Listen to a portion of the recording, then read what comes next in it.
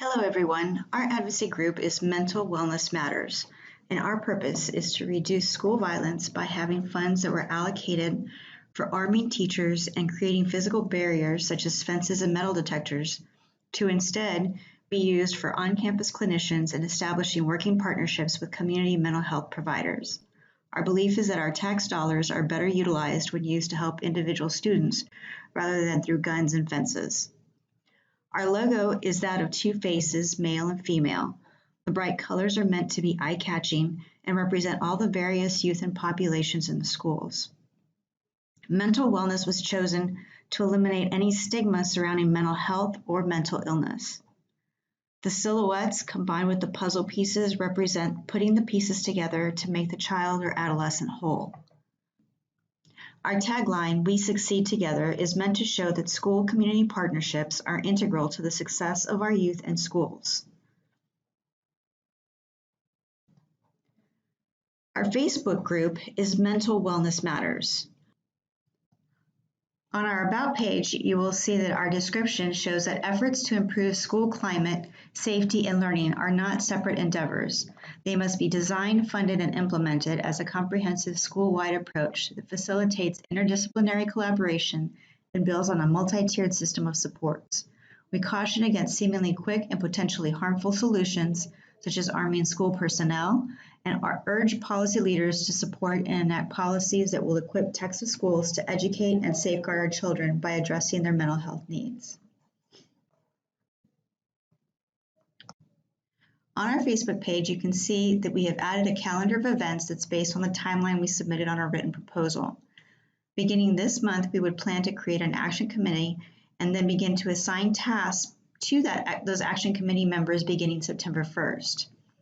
You can also see that we plan to review, comprise the safety plan and prevention plan beginning in November, and then creating that plan and implementing it beginning in January of next year.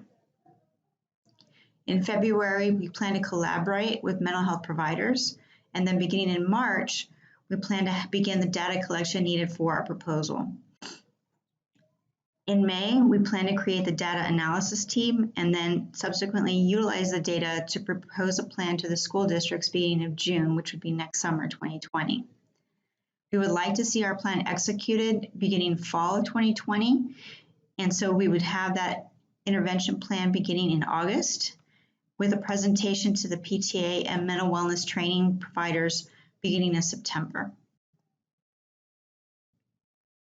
In January of 2021, we would like to review the data from the different districts, and from there we would continue to revise our plan to meet the needs of the individual districts.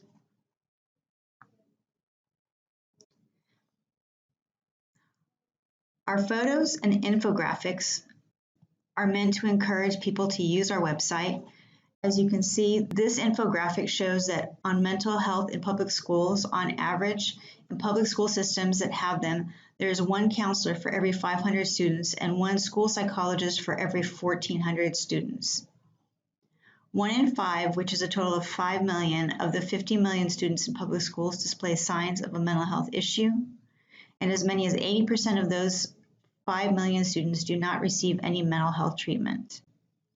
In addition, hospital visits for suicide attempts, suicidal ideation, and self-harm increased 151% for kids ages 10 to 14 from 2006 to 2011.